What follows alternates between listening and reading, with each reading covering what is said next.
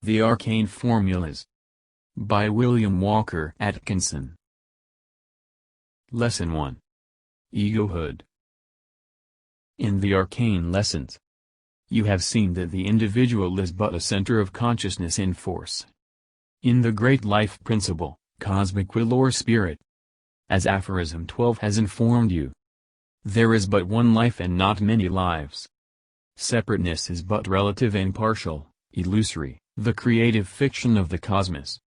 In the cosmic will there is but one life in which, and by which, is manifested the many.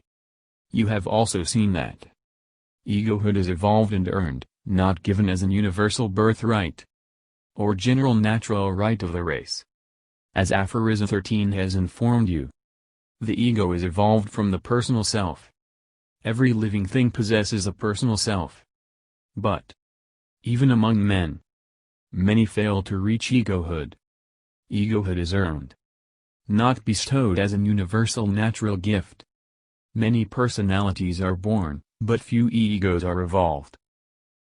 Egohood is the state of realization of the ego, the perception and realization of the I am. As an old English writer once said, whether we try to avoid it or not, we must face this reality sometime. The reality of our own egohood. That which makes us say I. And in saying I leads to the discovery of a new world. The average person is surprised, incredulous and even indignant when he is informed that. But very few of the race really have this awareness or consciousness of the I am within them. He will insist that he is fully aware of the existence of the I, and cannot imagine that anyone can have the audacity to dispute the proposition. But a little self-examination will reveal the fact that he has but the first glimmering of self-consciousness, which is far from being the consciousness of egohood. We have no desire or intention of entering into an extended metaphysical inquiry in these pages. But we must point out to you what egohood is not, as the first step toward showing you what it is, and how it may be acquired.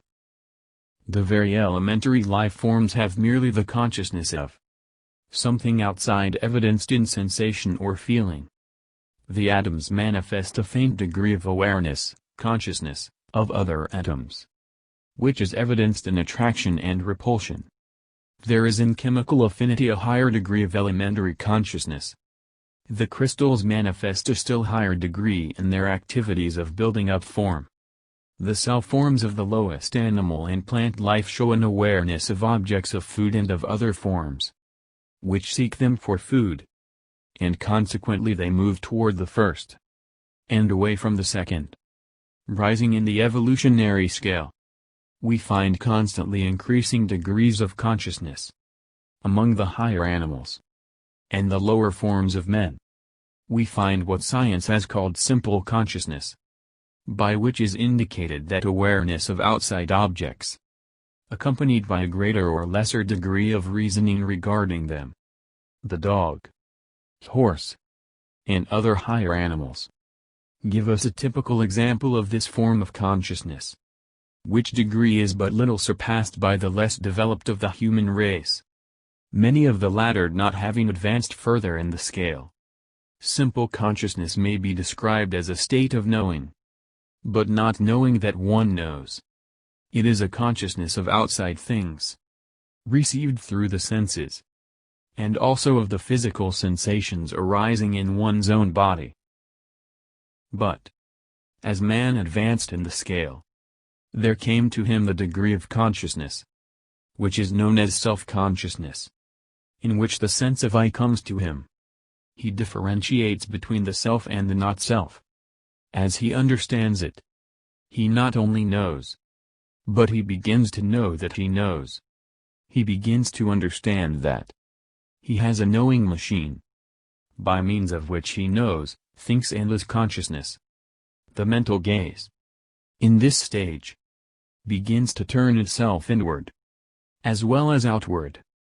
But the majority of the race possess this self-consciousness to but a limited degree. As a leading psychologist has well said, Many persons never have more than a misty idea of such a mental attitude. They take themselves for granted, and never turn the gaze inward. Self-consciousness, like simple consciousness, has many degrees on its scale. One has but to study his fellow men in order to perceive these varying degrees. We cannot pause here to consider this stage in detail.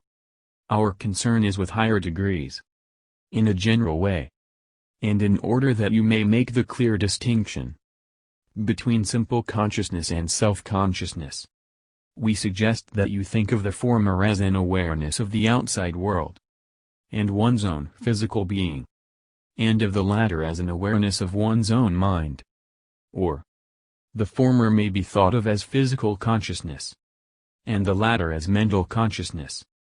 But, here and there, among the multitude of men are evolved a few who have attained a higher stage of consciousness, the ego consciousness, or consciousness of egohood, which surpassing the physical consciousness and the mental consciousness just alluded to, may be styled spiritual consciousness. For the ego consciousness is really the consciousness of spirit, in an elementary degree. There are many other and higher degrees. Ego consciousness, or realization of egohood, is more than an awareness of the outside world, or of one's own body as distinct from the bodies of others and other things. It is more than even the awareness of one's own mind. Even when this awareness is carried to a high degree of development, it is difficult to describe this plane of consciousness to those who have not attained it. But it may be stated as an awareness of individuality, rather than an awareness of personality. Personality is but the character in which the one life is playing a certain part. As we have said in the Arcane Lessons, the very word person is derived from the Greek word persona, meaning a mask used by actors. Your personality is merely the part in life you are playing, the John Smith part of you. And, consequently, the awareness of personality is merely an awareness or consciousness of your own personal character. Just as an actor is aware and conscious of the character of the play he is enacting.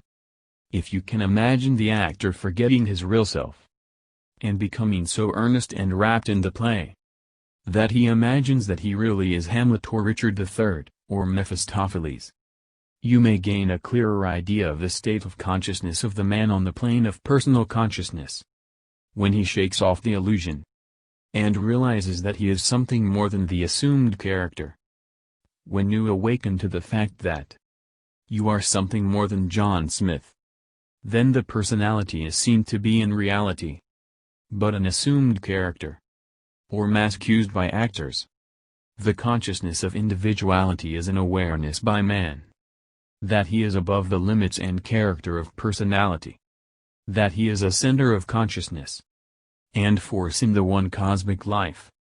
This awareness must, however, be more than a mere intellectual acquiescence in the teaching to that effect, or an agreement with some teacher. Important as these steps are in approaching the realization, they are but foothills above which tower the mountains of the real cosmic knowing. The individual must know that he is an individual, just as he knows anything that he has experienced.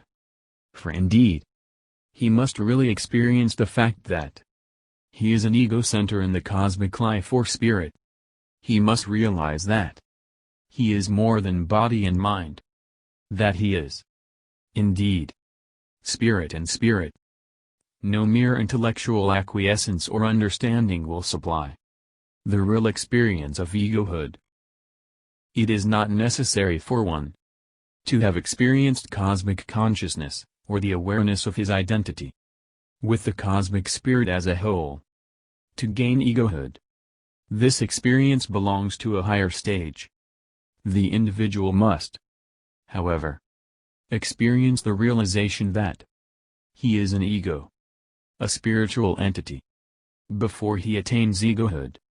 Many grow into this stage naturally and by slow and gradual steps. In fact, all development must be along natural lines. One cannot be dragged or pulled up into this stage. One must grow into it naturally, as the plant develops and blooms into flower. But, and here is an important point, and one upon which depends the usefulness of these lessons. There are many who are ready and prepared to throw off the sheath of personality, and to enter into the fuller life of egohood, who are struggling with the confining bonds of personality which they find hard to throw off. To these, and to these only, the methods and exercises herein given will appeal. If they appeal to you, if they attract you, and you hunger to put them into effect, then know that you are ready for them, and ready to throw off the confining sheaths that are binding you and holding you back. As we proceed, you will see that in this realization of egohood lies the secret of attainment, the key of power. Before you can exercise the power of spirit, you must realize that you are spirit. Spirit is the essence of the cosmos. The ego is a focal point or center in that essence.